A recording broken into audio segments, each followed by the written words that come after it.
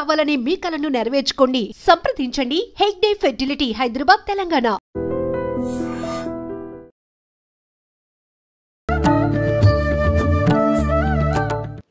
నమస్కారం, welcome to I dream. ధర్మ మార్గం విత్ విజిత కార్యక్రమానికి స్వాగతం.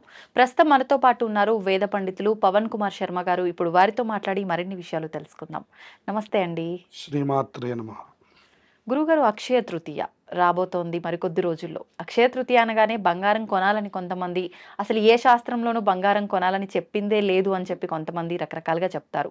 అసలు ఏంటి నిజంగా ఆ రోజు బంగారం కొనాలా, లేదు కొంతమంది దాన ధర్మాలు చేయాలి అంటారు, కొంతమంది బంగారాన్నే దానం చేయాలి అంటారు. అసలు ఏంటి వాస్తవం ఏంటి, ఆ రోజు చేయాల్సిన విధి విధానాలు ఏంటో తెలియచేయండి.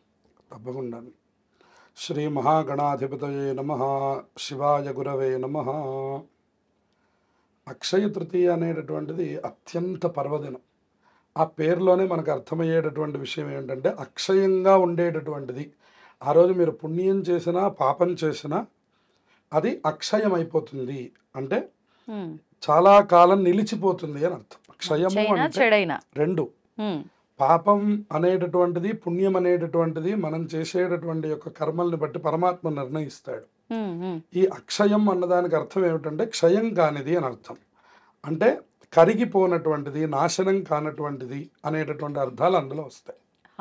అటువంటి సందర్భంలో మనం చేసేటటువంటిది పుణ్యమైన పాపమైనా కూడా అక్షయమైనటువంటి ఫలితాన్ని ఇచ్చేటటువంటిది కాబట్టి దానికి అక్షయ తృతీయ అనేటటువంటి పేరు పెట్టారు. ఇక రెండవది, లోకంలో సహజంగా కనపడుతున్నటువంటిది బంగారం వృద్ధి చేయాలి అనేటటువంటిది. ప్రతి ఆడవాళ్ళు కోరుకునేటటువంటిది, ప్రతి గృహిణి, ప్రతి ఇల్లాలు కోరుకునేటటువంటిది ఆ ఇంట్లో బంగారము డబ్బు వృద్ధిగా ఉండాలని. సరే, ఆ దృష్టితో మనం వెళుతున్నాము, ఏదో బంగారం కొనుక్కుంటున్నాము. సరే, దానివల్ల మీ అందరికీ బంగారము డబ్బు అంతా వృద్ధిగా ఉండాలి, అందులో ఏమీ సందేహం లేదు.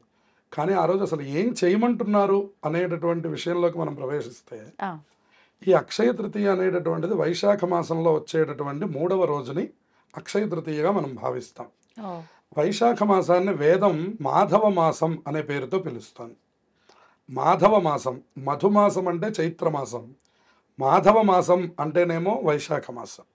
ఈ వైశాఖ మాసంలో మనకు అనేకమైనటువంటి పర్వదినాలు ఉన్నాయి. అంటే ఇది విష్ణుమూర్తికి సంబంధించినటువంటిది. అందుకనే దీన్ని మాధవ మాసం అన్నారు. మీరు సత్యనారాయణ వ్రతంలో కూడా చూస్తే ఎప్పుడు చేయమంటారు సత్యనారాయణ వ్రతం అని నారద మహర్షి విష్ణుమూర్తిని అడిగినప్పుడు మాఘేవా మాధవే మాసే కార్తికేవా శుభేదినే అని చెప్తారు.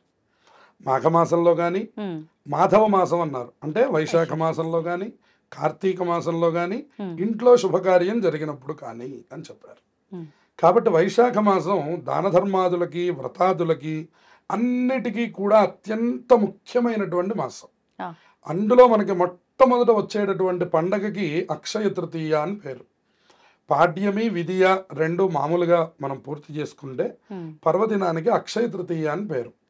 ఈ అక్షయ తృతీయ రోజున ఉదయాన్నే అభ్యంగనం చేసి అమ్మవారి ఉపాసకులకి ఇది అత్యంత శక్తివంతమైనది అని మనకి చండీ సప్తశతి ఉపదేశం చేస్తుంది. అందులో మనకి కాళరాత్రిర్ మహారాత్రిర్ మోహరాత్రిశ్చ దారుణ అని అమ్మవారిది ఒక శ్లోకం ఉన్నది. అందులో కాళరాత్రి అంటేనేమో మనకి దసరాల్లో వచ్చేటటువంటి మహర్నవమి. ఆ రోజున మనం కాళరాత్రి అని ఆ రోజు రాత్రిపూట పూజ చేసి తెల్లవారి పొద్దున విజయదశమి పర్వదినాన్ని పూర్తి చేయడం అనేటువంటిది ఒక సంప్రదాయం. అవునండి. అలాగే మహారాత్రి అనేటటువంటిది వచ్చేసరికి మనకి ఇదన్నమాట అక్షయ తృతీయ. ఇక మూడవది మోహరాత్రి. మోహరాత్రి అంటే కృష్ణాష్టమి. అలాగే దారుణారాత్రి, మహారాత్రి, మోహరాత్రి ఇవన్నీ కూడా అమ్మవారి యొక్క ఉపాసకులకు అత్యంత శక్తివంతమైనటువంటివి. ఈ యొక్క దీంట్లో కూడా ఇది మహారాత్రి అన్నమాట. ఈ రోజు కూడా మీరు చేసేటటువంటి దాన ధర్మములు కానివ్వండి, పూజాధికములు కానివ్వండి, స్తోత్రపారాయణలు కానివ్వండి, అలాగే కొనడం కానివ్వండి, అన్నీ కూడా అక్షయమైనటువంటి ఫలితాన్ని ఇస్తాయి. ఇక్కడ మనం బంగారం కొనడం అనేటటువంటి దాని మీద ఒక్క నిమిషం మనం ఏమిటి అని విచారణ చేస్తే, బంగారం మనం డబ్బు పెట్టి కొంటున్నాం.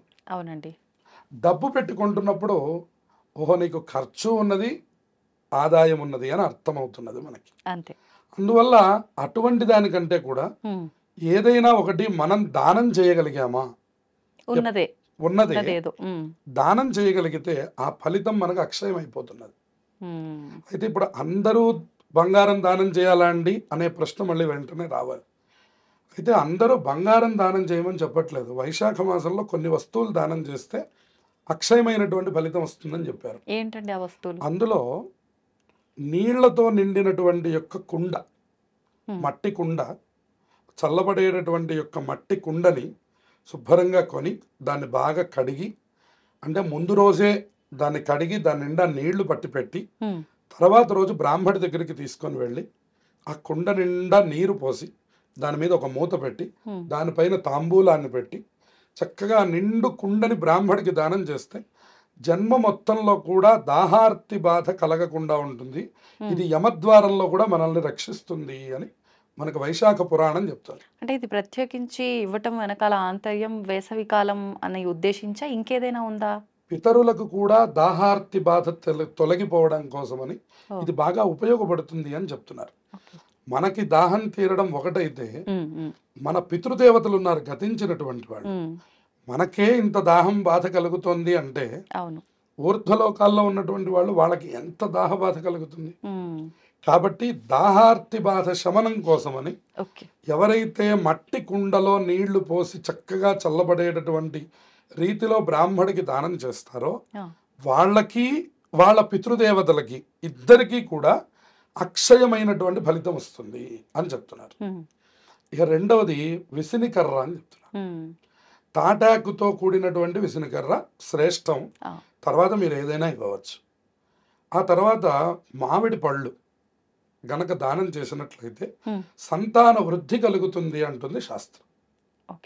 ఆ రోజున తప్పకుండా మామిడి పళ్ళని ఎన్ని వీలైతే అన్ని, దానికేమి ఈ సంఖ్య అనే నియమం లేదు, ఎన్ని పళ్ళు వీలైతే అన్ని పళ్ళు, చక్కటి పళ్ళు, పండులో స్తోమకి తగ్గినట్టు బ్రాహ్మణులకే ఇవ్వాలండి, ఎవరికైనా ఇస్తే అక్షయ ఫలం. బ్రాహ్మడికే ఎందుకు చెప్పారంటే బ్రాహ్మణో వై సర్వా దేవతా అని వేదం చెప్తుంది. వేదం కొన్ని కొన్ని చోట్ల మాత్రమే సర్వదేవతలు ఉంటారని చెప్పింది. అందులో బ్రాహ్మడు ఒకడు, గోవు ఒకటి, అగ్నిహోత్రం ఒకటి, అలాగే దేవాలయం ఒకటి. ఇవన్నీ కూడా ఎప్పుడూ దేవతలందరూ నివసించేటటువంటి యొక్క ప్రదేశములు. అందువల్ల అక్కడ చేస్తే ఎక్కువ ఫలితం వస్తుంది. మిగతా వాళ్ళకి చేస్తే ఫలితం రాదు అని కాదు, కాస్తింత ఫలితం ఎక్కువ రావడం కోసం బ్రాహ్మడికి దానం చేయమంది శాస్త్రం. అందువల్ల మొదట బ్రాహ్మడికి ఇచ్చి తర్వాత మనం ఎక్కడైనా పంచిపెట్టవచ్చు. కాబట్టి అక్షయంగా ఫలదానం చేయమన్నారు, అలాగే విసినికర్ర దానం చేయమన్నారు, వస్త్రాన్ని దానం చేయమన్నారు. ఇవి అందరి స్తోమతికి తగినటువంటివి. కుండ లేని పరిస్థితి ఎవరికి ఉండదు, రావద్దు. ఇక రెండవది విసినికర్ర, పళ్ళు, వస్త్రం. కాబట్టి ఈ 4 వస్తువులు ప్రత్యేకంగా దానం చేయండి. శక్తి కలిగినటువంటి వారు లోహ దానం చేయమన్నారు. లోహాల్లో శ్రేష్టమైనటువంటిది బంగారం, ఆ తర్వాత వెండి, ఆ తర్వాత రాగి, ఆ తర్వాత ఇత్తడి, ఆ తర్వాత కంచు. ఇట్లా మనకి పంచలోహాలు ఉన్నాయి. ఈ 5 లోహాల్లో ఏదో ఒక దానం చేయండి. భగవంతుడు మనకి ఏది శక్తిని ఇచ్చాడు, ఒక రాగి చెంబు, గ్లాసు, ఉద్ధరణ, పళ్ళెం కొని బ్రాహ్మడికి ఇవ్వవచ్చు, అది కూడా లోహదానమే. అలాగే ఒక వెండి చిన్న గ్లాసు, ఒక చిన్న ఉద్ధరణ కొని ఇవ్వగలిగే శక్తి నాకు ఇచ్చాడు ఈసారి మహావిష్ణువు అని దాన్ని సద్వినియోగం చేసుకోవచ్చు. ఏ రూపంలో అయినా కానివ్వండి, ఆ రోజు చేసేటటువంటి దాన ధర్మములకు ఎక్కువ ప్రాధాన్యత ఉన్నది. ఆ తర్వాత పూజాధికములలోకి వచ్చేసరికి మనకి విష్ణుమూర్తి యొక్క ఆరాధన అత్యంత శక్తివంతమైనది ఆ రోజున. ఇది గృహస్థులందరికీ, అంటే ఎవరు ఫ్యామిలీ లైఫ్ని లీడ్ చేస్తున్నారో వాళ్ళందరికీ నాయకుడు ఎవరు అంటే విష్ణుమూర్తి. ఎప్పుడు చూడండి, విష్ణుమూర్తి యొక్క అనుగ్రహం ఉంటేనే భార్య, భర్త, పిల్లలు, కుటుంబం గురించి చెప్పాల్సి వస్తే విష్ణువు యొక్క సంబంధమైనదే చెప్తారు.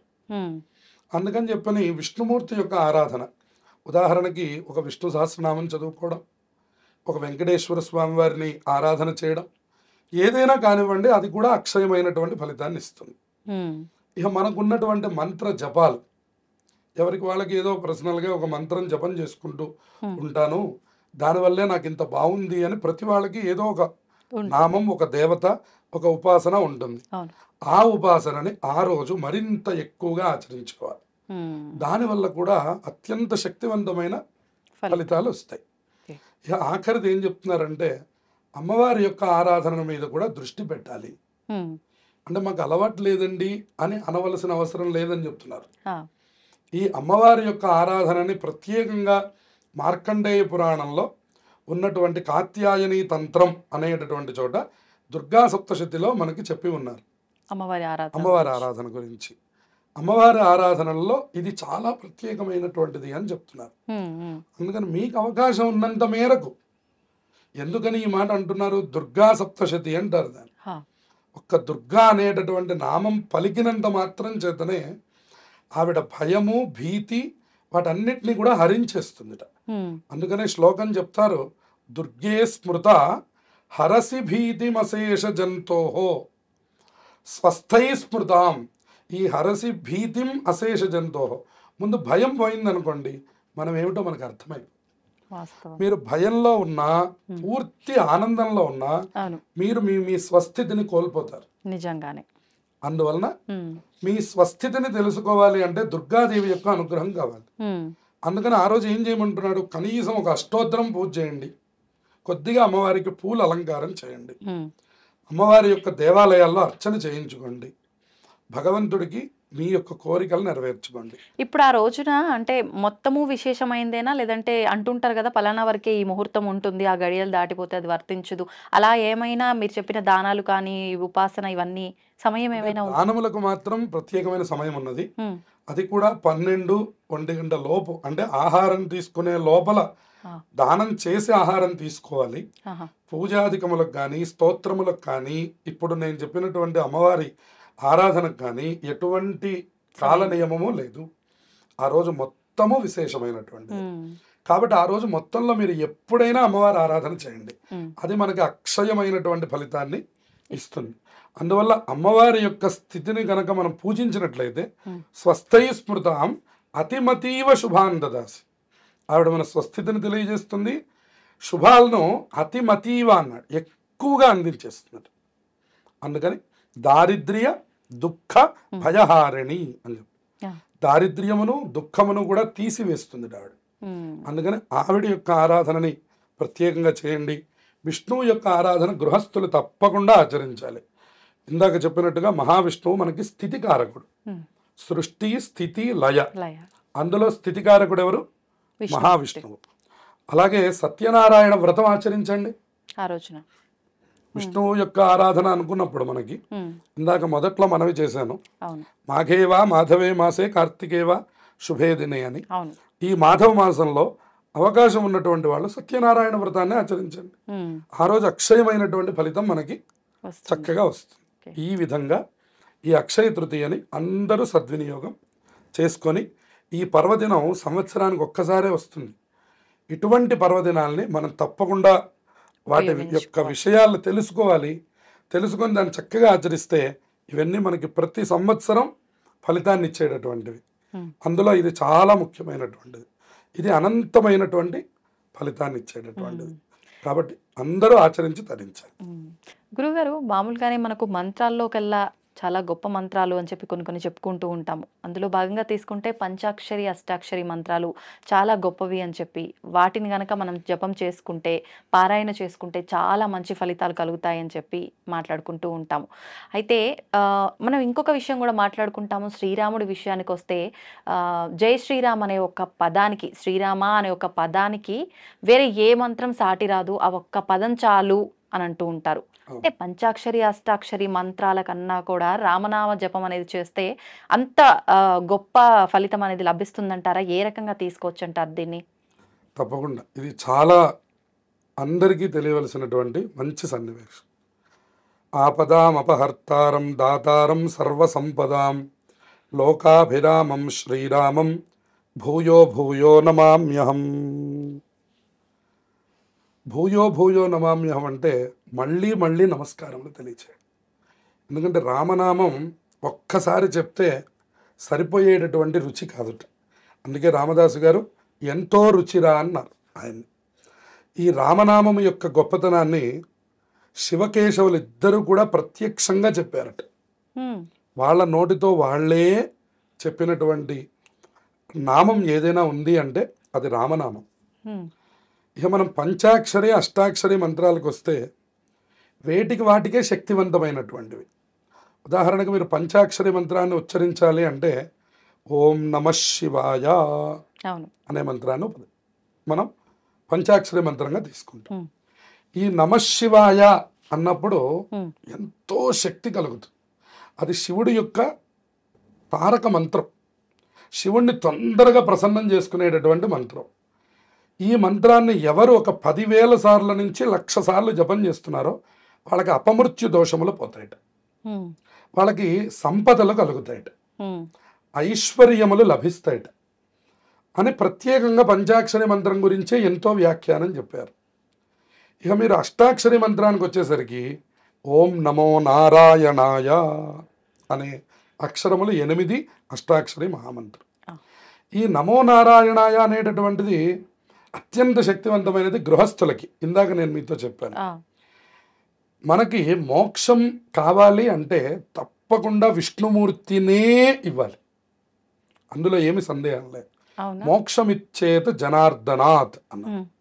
మోక్షం ఎవరి వలన రావాలి అంటే తప్పకుండా విష్ణుమూర్తి యొక్క అనుగ్రహంతోనే మోక్షం రావాలి. మిగతా ఎన్ని ఆరాధనలు చేయండి, ఆలోట్య సర్వశాస్త్రాన్ని విచారిచ పునఃపునః ఇదమేకంతు నిష్పన్నం ధ్యేయో నారాయణ సదా అన్నాడు. మీరు అన్ని శాస్త్రములను విచారించారట, పునఃపునః విచారించారట, మళ్ళీ మళ్ళీ చూశారట. అందు మొత్తం ఒక్కటే భావం చెప్తోందిట, ఏకంతు నిష్పన్నం ధ్యేయో నారాయణ సదా. అంత్యకాలంలో ఆ నారాయణుణ్ణి చేరడమే వీటన్నిటి వెనకాల యొక్క ఆంతర్యం అని చెప్తున్నారు. అటువంటి గొప్ప మంత్రం అష్టాక్షరి మహామంత్రం. అది ఎంతో సాధనమైనటువంటిది, దానివల్ల అనేకమైనటువంటి కార్యములు పూర్తి అవుతాయి. నిరంతరము శుద్ధిగా ఉండడానికి అష్టాక్షరి మహామంత్రం మనకి బాగా పనికొస్తుంది. ఎవరు ఓం నమో నారాయణాయ అనే మంత్రాన్ని జపం చేస్తున్నారో వాళ్ళు నిరంతరంగా శుచిగా ఉన్నటువంటి వాళ్ళని, వాళ్ళు గృహస్థాశ్రమంలో ఎటువంటి లోటు రాదని, వాళ్ళకి అన్న సమృద్ధి కానివ్వండి, ఇళ్ళు కానివ్వండి, వాహనములు కానివ్వండి, వీటి వేటికి లోటు ఉండదని చెప్తున్నారు. ఇవి రెండు విడివిడిగా అంత అల్టిమేట్ అన్నమాట, ఒక్కొక్కటి ఒక్కొక్క ప్రత్యేకమైనటువంటిది. అయితే వీళ్ళిద్దరే ఒప్పుకున్నటువంటి అంశం ఏమిటంటే రామనామం. అయితే ఇది ఎట్లా జరిగింది అనేటటువంటిది మనం ఒక చిన్న లాజిక్, చిన్న విషయాన్ని చూస్తే మనకు అర్థమైపోతుంది. ఎలా అంటే పంచాక్షరి మహామంత్రంలో నుంచి ఒక అక్షరాన్ని తీసుకున్నారు, అష్టాక్షరి మహామంత్రంలో నుంచి ఒక అక్షరాన్ని తీసుకున్నారు, అప్పుడు మనకి రామనామం ఏర్పడింది అని చెప్పారు. ఇది ఎట్లా సాధ్యం అండి? పంచాక్షరిలో మకారం ఎక్కడుందండి? ఓం నమ శివాయ అని అన్నారు, అక్కడ మా తీసుకున్నారు. ఓం నమో నారాయణాయ ఇక్కడ రా అనే అక్షరాన్ని తీసుకున్నారు. ఇప్పుడు ఈ రెండు అక్షరాలను ఒక చోటకి చేర్చారు. చేర్చిన తర్వాత అక్కడ ఏమైపోయిందంటే ఇప్పుడు నమశివాయలో నుంచి మకారం తీయంగానే దాన్ని ఉచ్చరించండి, శివాయ అయిపోయింది. అప్పుడు ఏమైంది? నా శివాయ అంటే శివుడికి అర్థం లేకుండా పోయినట్ట ఏమంటారు అంటే శివాయ అంటే శివుడికి లేదు, శివుడు లేడు అని అర్థం. అంటే బలవంతా ఎక్కడుందండి? మకారంలో ఉంది. ఒక్క మీరు మా అనే అక్షరం పక్కన పెట్టారంటే నా శివాయ, శివుడు లేడు. శివుడు లేడా? మళ్ళీ ప్రశ్న. అట్లాగే అష్టాక్షరి మహామంత్రం చూడండి, ఓం నమో నారాయణాయ, దాంట్లోంచి రా తీయండి, తర్వాత చెప్పండి దాన్ని. నమో నాయనాయ అని వస్తుంది. ఓం నమో నాయనాయ అంటే మీకేమర్థం? లేదు. అందుకని ఈ రెండు అక్షరముల యొక్క బలం అంత ప్రత్యేకమైనటువంటిది అని చెప్తున్నది రామనామం. కాదు కాదు, మారీచుడు అని మనకి రామాయణంలో లేడి రూపంలో వెళ్ళి రాముల వారిని తీసుకుని వెళ్ళి, అసలు ఆయన వల్లే రామాయణం అంతా జరిగింది. అవును. అసలు ఆయన బంగారు లేడి రూపంలో కనపడకపోయి ఉంటే వీళ్ళు 14 సంవత్సరాలు పూర్తి చేసుకుని ఇంటికి వెళ్ళిపోయేవాడు. ఆయన వచ్చి కనపడడం, రావణాసురుడు వచ్చి ఆవిడని తీసుకెళ్ళడం, అక్కడి నుంచి మొదలైంది అసలు కథ అంతా. అటువంటి మారీచుడు అన్నట రామో విగ్రహవాన్ ధర్మ సాధు సత్య పరాక్రమ అన్నట్ట. రాముల వారిని పోతపోసినటువంటి యొక్క ధర్మస్వరూపం.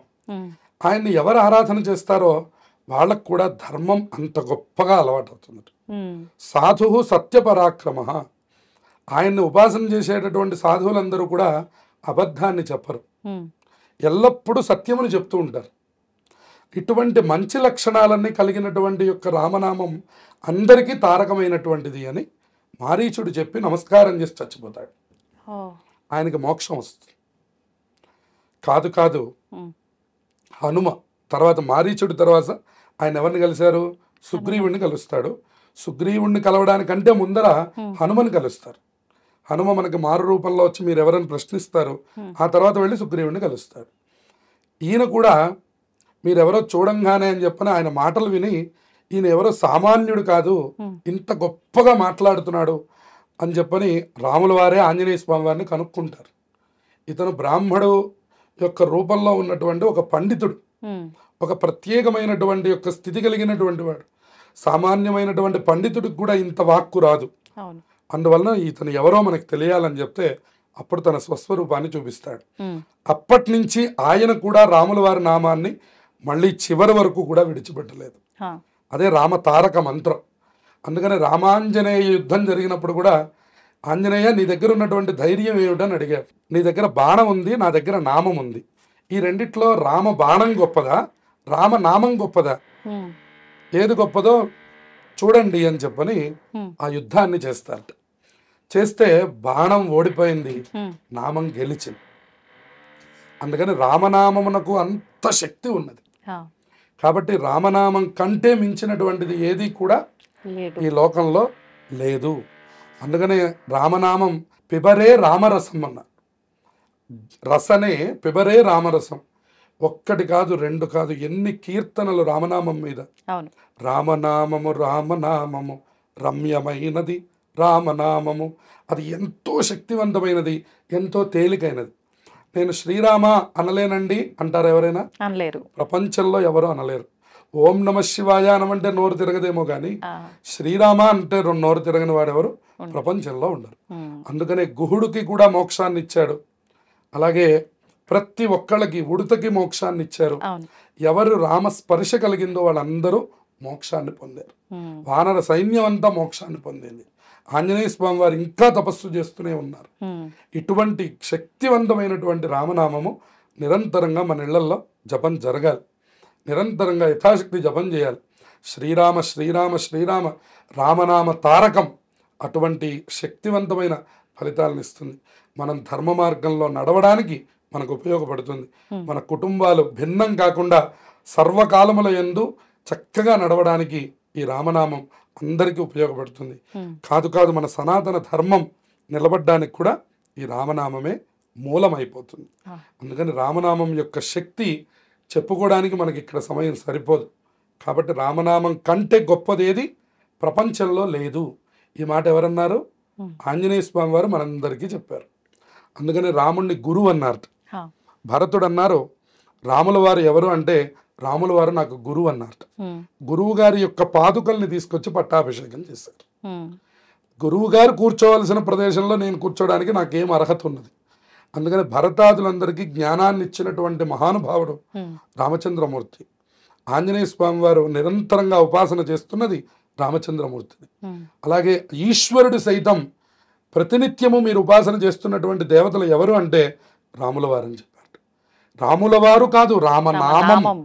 అంత గొప్పది. ఉమ్, అందుకని పరమశివుడు సైతం తపస్సు చేస్తున్న నామం రామనామం. ఉమ్, కాబట్టి అటువంటి రామనామం పంచాక్షరి అష్టాక్షరి మంత్రముల కంటే గొప్పది అనడానికి ఇంకెంతకంటే మనకి నిదర్శనం ఏమున్నది? ఉమ్, రామాయణ ఓం నమో నారాయణాయలో బలమైనటువంటి అక్షరం రకారం, అట్లాగే ఓం నమ శివాయ అనే పంచాక్షరి మంత్రంలో ప్రధానమైన అక్షరం మకారం.